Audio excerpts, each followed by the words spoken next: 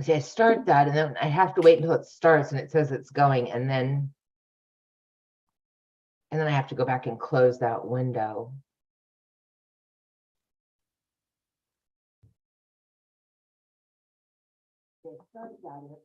Okay. And record. Clap. All right. Good morning, beautiful. Good morning. How are you? I'm wonderful. How are you? I'm doing great. I got my coffee. Yes. So yeah, I'm drinking coffee in my teacup, but you know, hey, it's all good. Whatever works, right? I have started putting, I make kind of like a whole concoction of my coffee. I do turmeric and ghee, MCT oil, and a collagen mix. Yeah. Yeah. And then mine's collagen too. It's actually not even really coffee. Oh, sweet. I love collagen. Mm-hmm. So it's a very empowering thing for women to drink in the morning. Yeah, absolutely. Type it in there somehow. Absolutely. So wonderful. It's so good to see you. Yes, I know. It's been a busy summer, so these have been a little sporadic, but it's great when we can make it work. Yes, it has. It has been a busy summer, and I was just thinking, I am loving the cooler temperatures, cooler being, yes, 80. Yeah. So up here, obviously in the Northeast, it's colder. But for us, we've been having like our cool down has been like in the 70s. And then at night, it's been like in like the low 60s. And we just kind of have like that fall crispy scent in the air when you wake up in the morning and stuff. It's been so nice. I love that time of year. Yes, I know. Well, and as I said, I'm not going to quite be as far north as you are, but I am going to get to go north. One of my girls needs some TLC, so I'm going to head up to see her in a little over a week. Spend some time with her. Well, you'll get to experience like a true fall then. I love it. I can't wait. Yeah. I lived in New England for a hot minute years ago. Oh, where? I don't know if I knew that. Really? Nashua, New Hampshire? Okay. So you had some good falls there. Yes. Yeah. I lived up there. That was when we still had Old Man on the Mountain. So yeah, we'd go up and drive the Kangamangas Highway. Oh. So very cool. It was really cool. Indeed. Cool. So I think we're going to keep talking about our stories and how one of the things I keep saying over and over is, in the absence of information, we make up stories. In the absence of information, we make up stories. And I'm finding that awareness of that, I do it all the time. All the time. And I'm filling in all these things. I'm going, do I really have that information, or am I making that up? And think about how easy that is to do, because we truly don't ever have all of the information, right? Like, we spent a lot of time probably in the spring talking about perspective, and especially in situations with other individuals, and kind of not always knowing their side of the story and what's going on with them internally. And, we only know our side of the story. So it's so easy for a story to develop, right? Because we don't ever have all of the answers, and we crave that control. Yeah. We want to, understand the whole situation. it makes us feel better to have that level of control and be able to understand exactly what's going on. So it's like, it's so easy. It's probably like a split second where those stories really start to unfold. Right. And the energy we spend on that. Oh, yeah. The energy we spend on doing that, and it's like, I think we talked about this once before. We have a tendency, I'm going to say we have a propensity to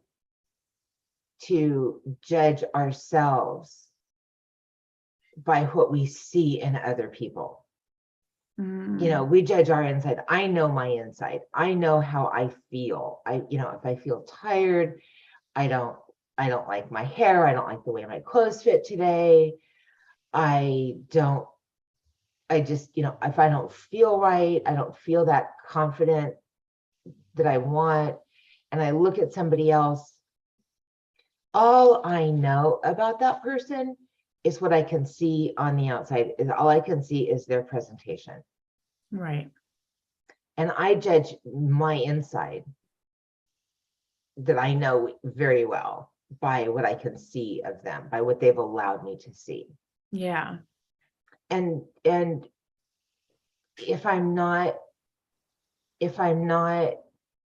really even connecting, I may just look at the surface and not even look at their affect.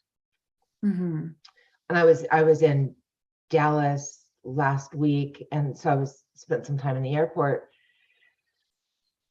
and there was a lady walking towards me, and she was very thin, tall, high heels, makeup, hair perfect, and in a nice business suit. And I looked at her and I thought, wow, when I travel, I'm in jeans and a t-shirt. I want to be comfortable when I'm navigating airports. And I'm like, wow, she's really got it all together. And, she was maybe 30 feet away from me. And as she's walking closer, I could see her face. And I started reading her affect, reading just the look on her face.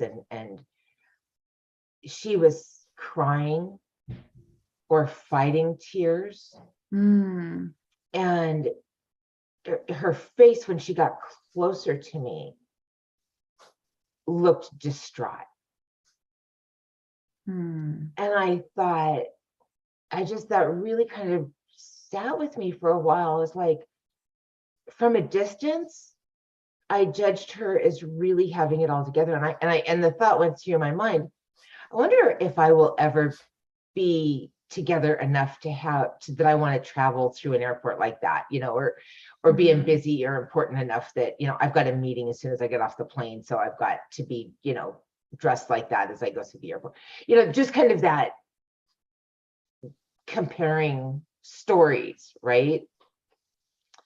And I'm like, but as she got closer, and she was on the phone, she had earbuds in and she was on the phone.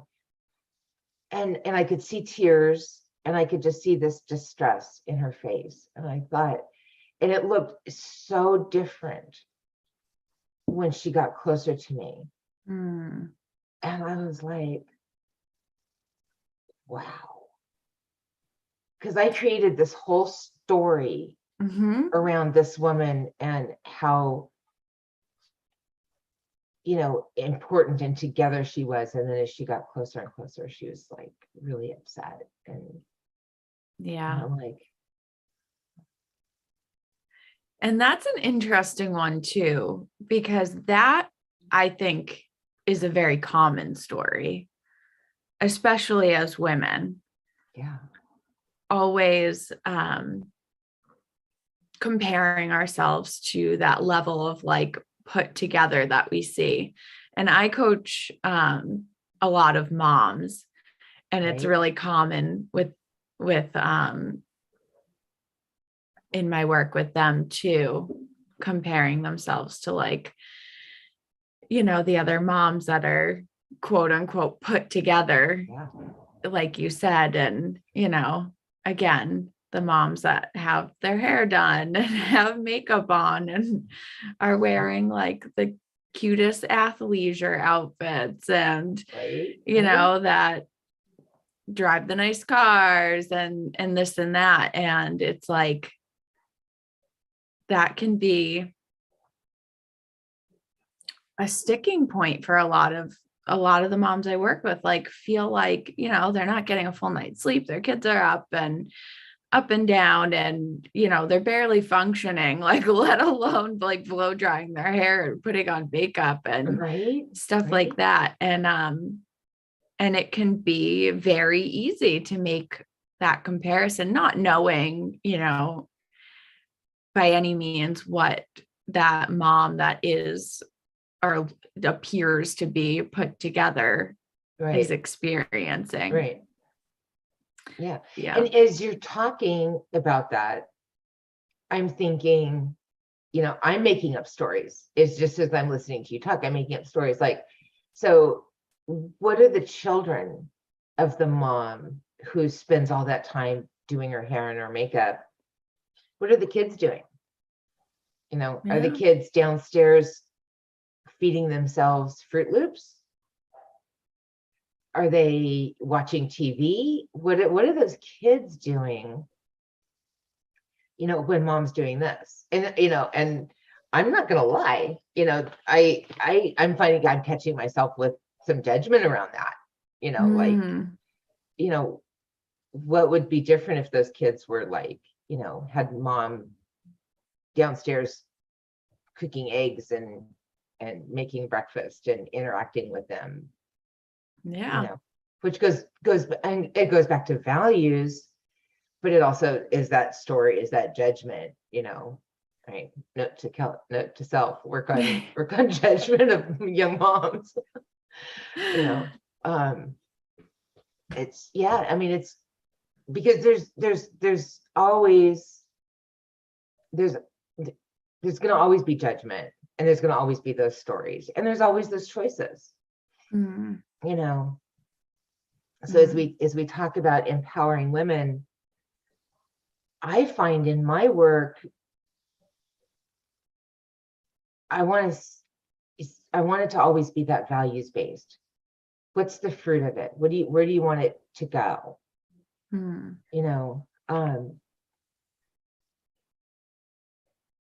Tomorrow, you want to look back and see what? Because you have to live that out today. Right. Yeah. We have to live that out today. Yeah. And then, and that's a that's a choice that each of us makes in each moment, is what we're going to choose, how we're going to choose to show up in this moment, which is kind of the essence of our coaching, is that choosing, and but yeah, it's like, if I can do it that far removed, then what, when they're in that moment and they've got those young kids, and what does a mom do with that?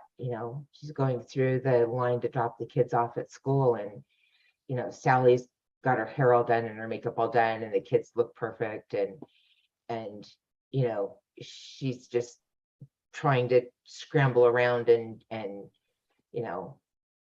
what's going on in the heart and mind and nervous system of those kids, that are in the middle of that. Yeah. But I like how you brought up values and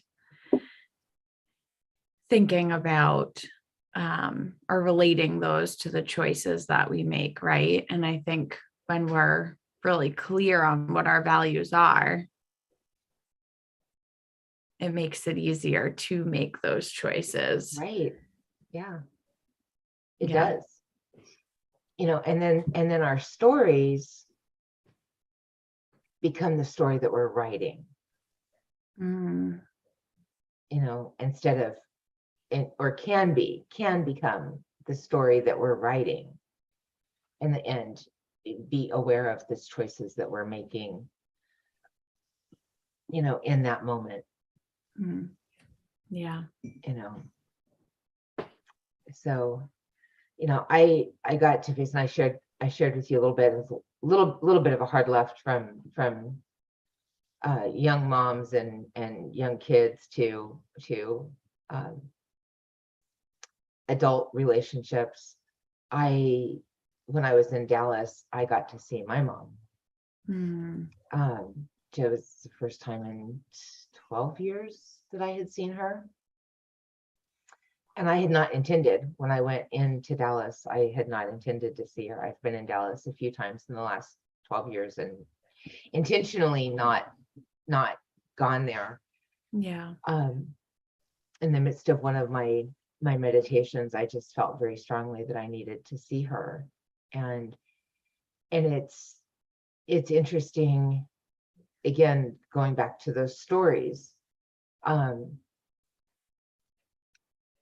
that we tell ourselves in the absence of information. We tell ourselves stories. And I had a lot of stories in my head around my mom. And my mom was very abusive and very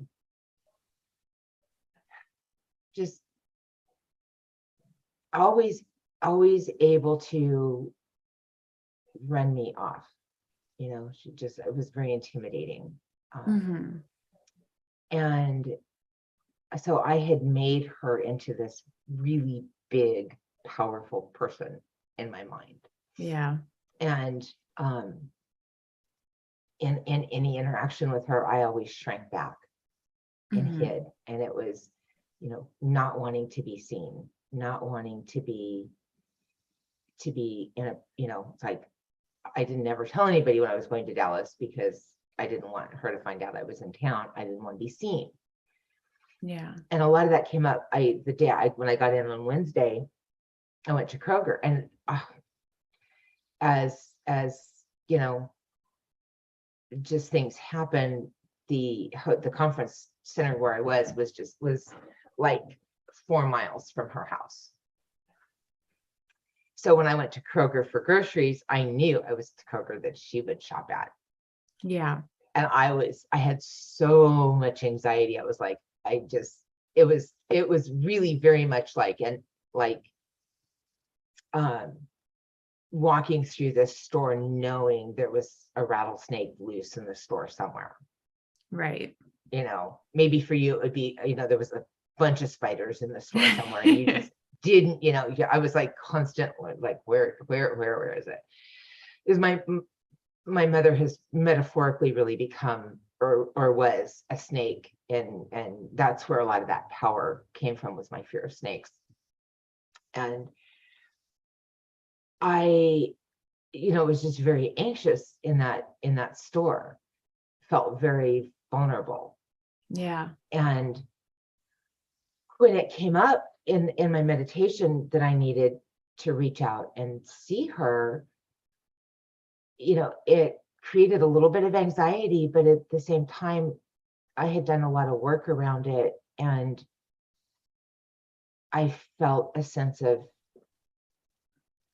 what came to me is, she can't hurt me anymore. And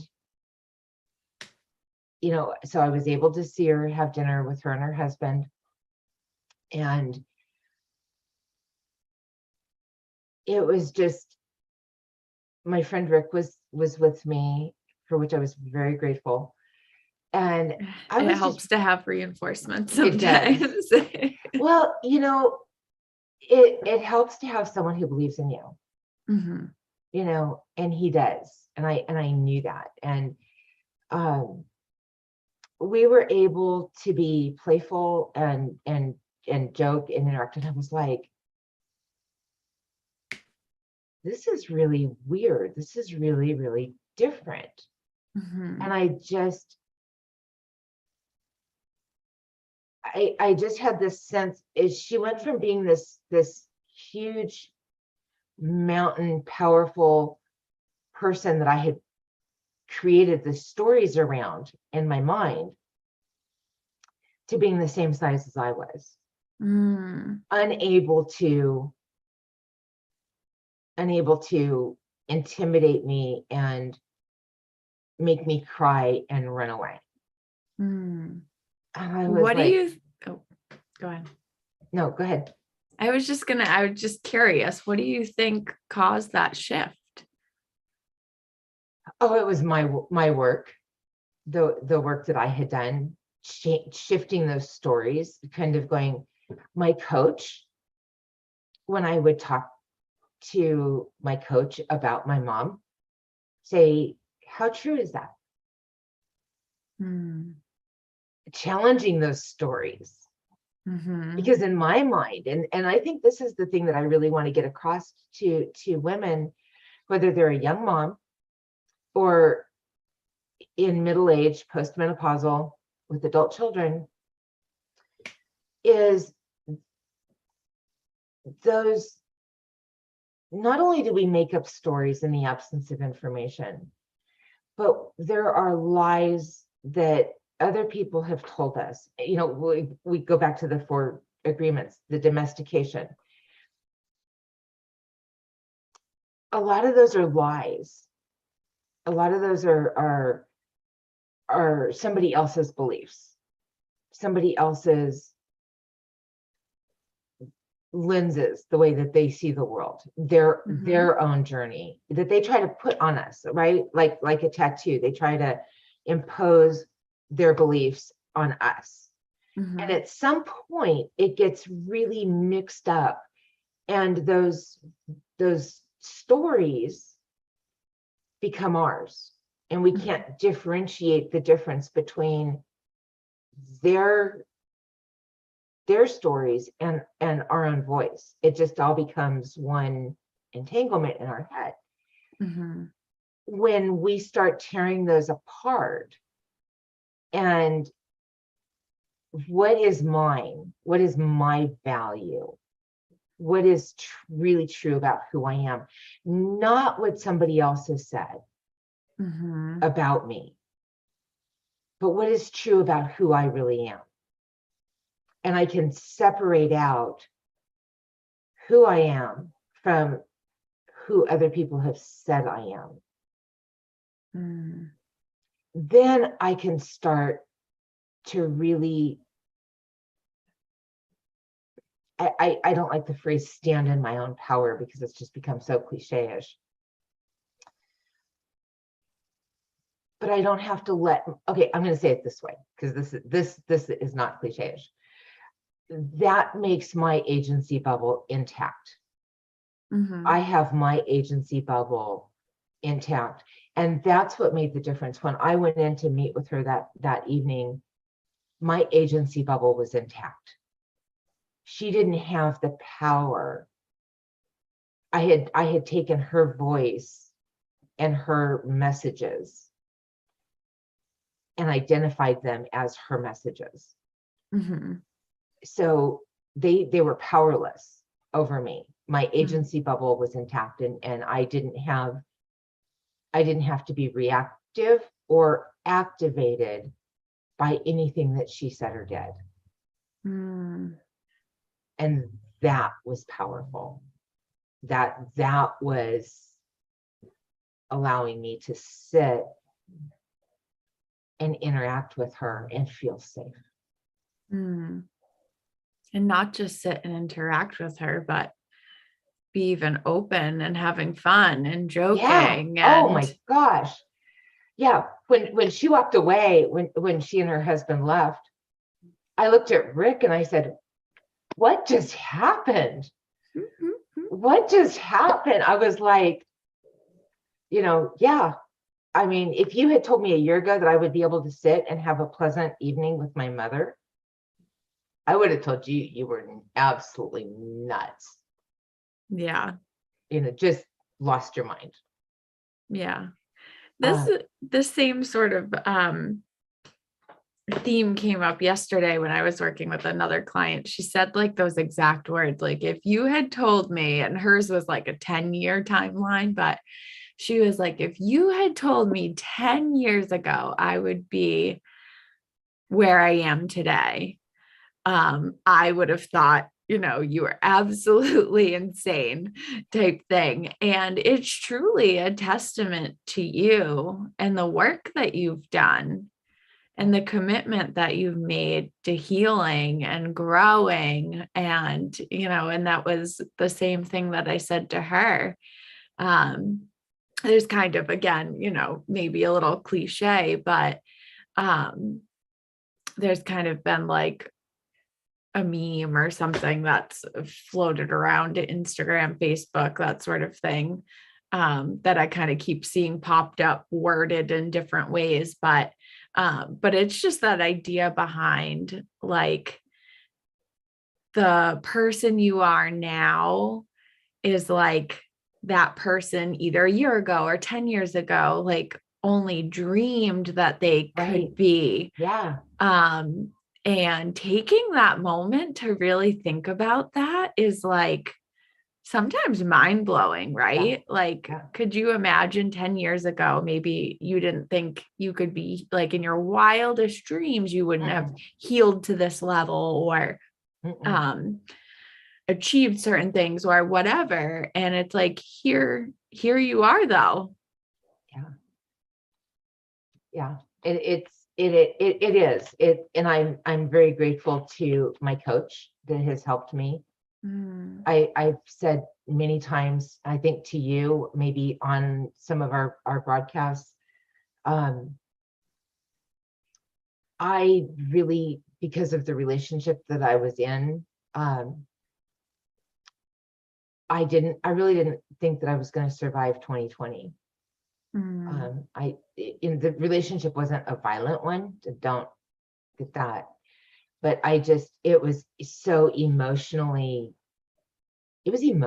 violent. If that makes any sense. Yeah, it does. I really didn't think I was going to survive. And my coach was like this anchor that was out here, that was just, as I was flailing around, she was this anchor out here that kept asking me questions and bringing me back to my values, and